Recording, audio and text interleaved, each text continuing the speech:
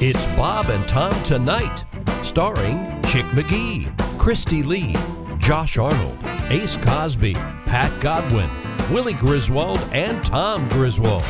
Christy Lee looking great today, Christy. Thank you, Tommy. Notice you got a sweater on once again. Yes, it's got some nice. You got some chilly. Nice juicy red lips. Mm-hmm. Did you just? Well, that's actionable. No, did you just put lipstick on during the break? Yes. Oh, it looks My really lips were nice. chapped. Thank you.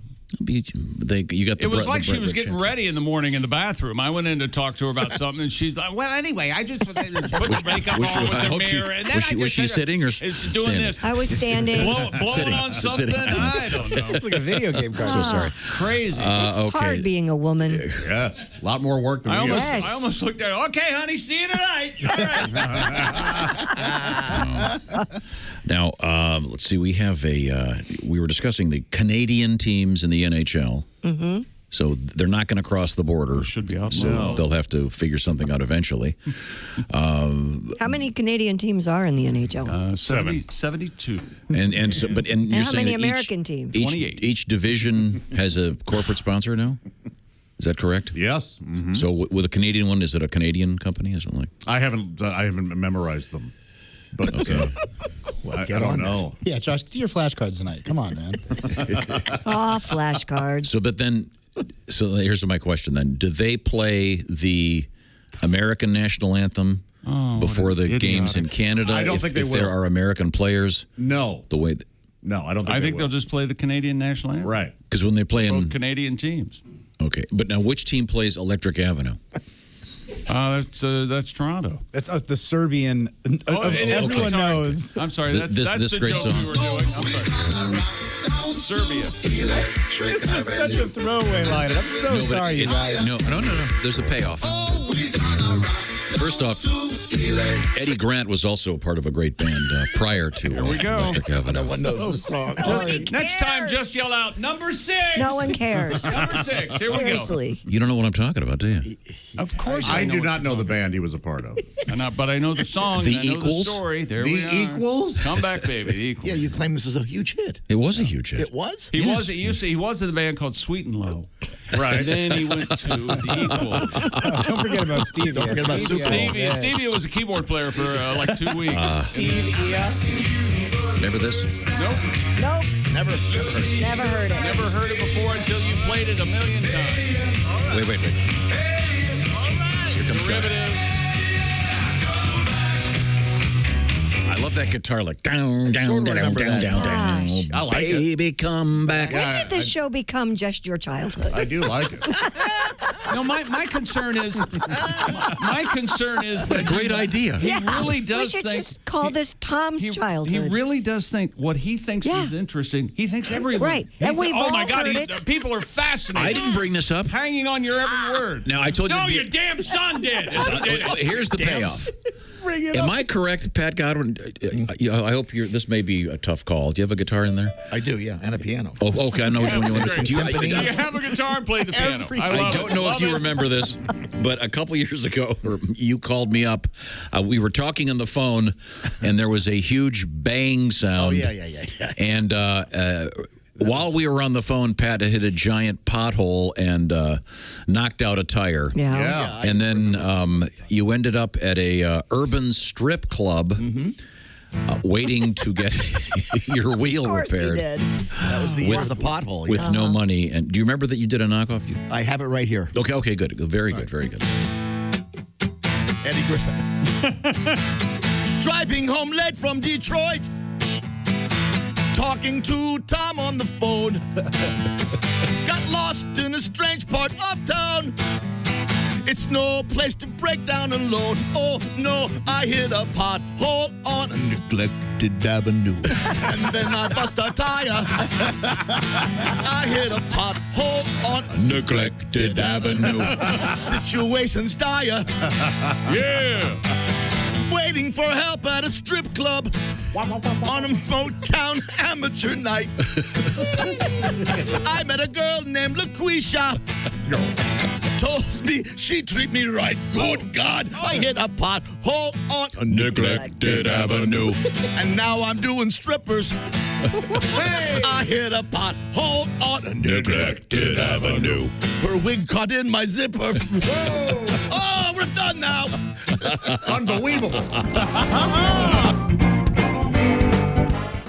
Now, we had a great news story. It was very exciting about an FM radio signal coming from one of the moons. Is there more than one moon on Jupiter? One of the moons on Jupiter, yes. It's the moons of Jupiter, the rings of Saturn, and the polyps of Uranus. Oh, we're going to go double down on the Uranus joke. That's right. Okay, you very got good. to. Oh, Yeah, Because it also means your butt. Yeah, Ganymede, it's they don't really have, it's not like an FM radio signal here. You're not going to tune it in and hear music. It says the Juno spacecraft currently orbiting Jupiter has discovered an FM radio signal coming from Jupiter's moon. I think that's great news. Why? Because Who doesn't like Martin Mull? we're on FM, Christy. Ganymede is the evil overlord of the underworld. This will help. Hello, Bob and Tom Show. Hey, Bob and Tom, it's Donnie Baker. Hi, Donnie, how are you, sir? Man, I'm fired up. I think it's great news about radio waves coming by way of Jupiter. Really? Me too. And the fact remains, I probably know more about radio waves than anybody I know. Really? Of course you do. I bet not. But I got hired on at Radio Shack, Tom. Yeah? And I did some grout work for Mogan David at his house. So speaking of radio waves, anybody made the joke yet about waves of stench coming from Uranus? That's very funny. Yes. It's way better than your two efforts, Josh. It is. You're right. Third time's the charm. Tom, you can keep that one. I know how much you got a proclivity for all things that are ice. Right. Got that So they right. got this FM station on Jupiter now. I heard a rumor Joni Michaels does afternoons there. I wonder what kind of music they play over there. I don't know. If it's Jupiter, it's probably way too much Bowie's. You know? I've always said one David Bowie's tape is too much Bowie's. Really? Ground control to major pain in my ass. Swear to God. Why don't you like Bowie? It just ranks up there with the Pompous of Love, Tom. I hate all his tapes. Oh. And That was Patty Steve Ferguson Miller. used to play that Bowie tape whenever we was hooking up. Who? And Patty Ferguson. Oh, cool. She was a And big on the fan. rare occasion when she give me a little too much Fireball, I might be, a little late to the party, and she goes, Houston, do we have a problem? Swear to God. My point is, I hope they just don't do a bunch of them theme shows on that Jupiter station where they tie it all in to being on Jupiter, by doing a bunch of Georgia satellites and Jefferson Starship and stuff. Theme sure. Yeah. Sure. I always thought I'd make a good DJ. I sent Ace a bunch of tapes. Did you? I'd have stuff like Molly Hatchet Mondays. Oh. How about Black Sabbath Sundays? Oh, cool. Yeah. Or jazz it up, maybe Tuggies on the Tens. How about that? Yeah, I'd play all my favorite tapes, even maybe slip in some old band's music like Dirt Knuckle Deep or Nut Rag. I got a bunch of stuff I'd do different. Well, And if people and bands wanted me to play their tapes, I'll say it like this. I'd make them give me free stuff and pay me lots of cash just to play their tapes on the air. You can't do that, Donnie. It's called payola, Donnie. That's illegal. Yeah. Says who? Well, the How FCC. can it be illegal? I just invented the ideal right here in front of your face over a cordless phone, Dick. It's what you call intellectual property, Tom. It's my ideal, so I own it. Watch Shark Tanks. Better yet, do your own research. You always take the fun out of everything, Tom. Sorry. The way things are going down here on flat Earth, I'm more than ready for some aliens to come down here and take me away from it. Do you even believe in aliens, Tom? Not really. Oh. That's Of course you don't. And I used to be like you, Then I red-pilled myself. There's just too much evidence now. It's all over TikTok. Like my cousin Lonnie. Yeah. 1 year Lonnie disappeared for like 3 days. And we ended up finding passed out half butt naked behind this bar in Chicago called the Manhole. Oh, yikes. Ooh. And apparently aliens probed him so much he had to put a heating pad on his crotch. I swear to God. So aliens are real. But anyways, I'm going to jump on my Uncle Sonny's ham radio, see if I can tune in this Jupiter station. Yes. I may have to get on the roof and move some antennas. Yeah. I'll report back what I find out. All right. And I think they're 6 days ahead of us, so that means it's 2 for Tuesday. Swear to God it is. Yeah, that's weird. So Australia's what, 16 hours ahead of us? But Yeah. or is it 20? I can never remember. Jupiter's 6 days ahead. Something like I wonder that. if I can get a signed nut rag T-shirt from Donnie. That was when he was doing Christian rock. Right. We have another space story if you want. Wow. What is that? A shipment of French wine returning to Earth after spending a year aboard the International Space Station. The 12 bottles of Bordeaux, as well as hundreds of snippets of grapevines, were sent on a SpaceX Dragon cargo capsule, which is due for a splashdown tonight. The wine remained corked while aboard the ISS. The bottles will not be opened until the end of February, when one or two will be opened for a tasting by some of France's top connoisseurs and experts. Months of testing will follow to see how space altered the sedimentation and bubbles. So how could we make drinking wine more pretentious? I want the wine from space, please. Has this been in orbit? Yeah, now, Pat, Yes, sir. I know you've been working on a song about this FM radio signal from Jupiter's moon. Little Credence tribute, yeah. I hear a cosmic FM signal coming from Jupiter's Ganymede. I hear light jazz in that new country.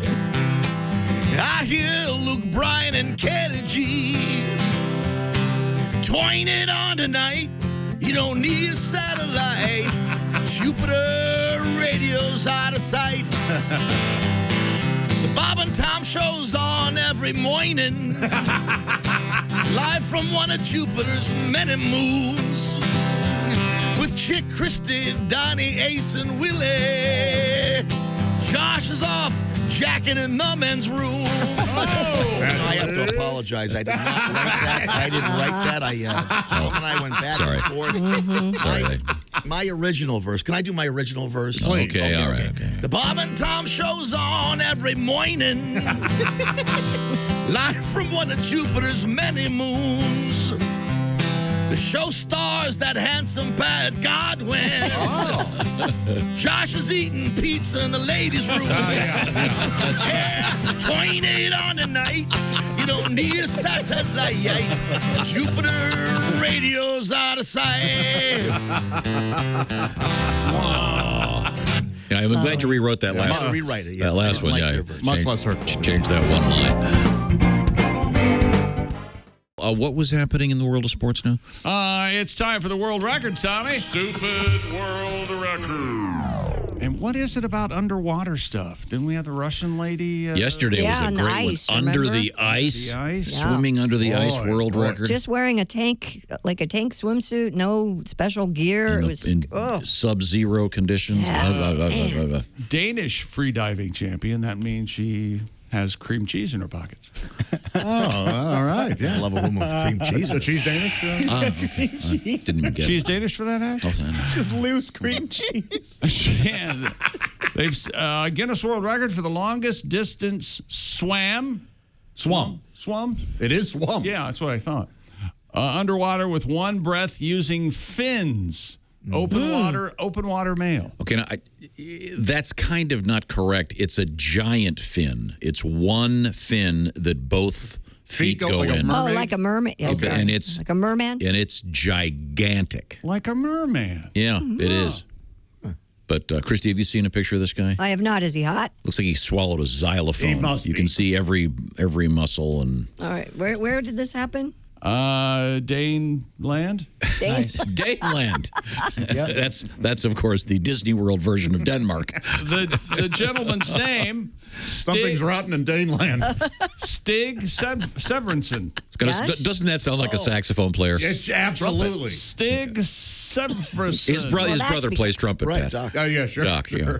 How Isn't about Stig the coolest name ever? a distance of 662 feet, over 2 football fields, 8.7 inches, in La Paz, Baja, California Sur, That's Mexico. not over 2 football fields. 300 feet, is it? 100 yards is 300 feet, right? Yeah. Football field, right? Is it? Oh, wow. Nailed it, chick. Thanks, Tom. 47-year-old, 4-time freediving man.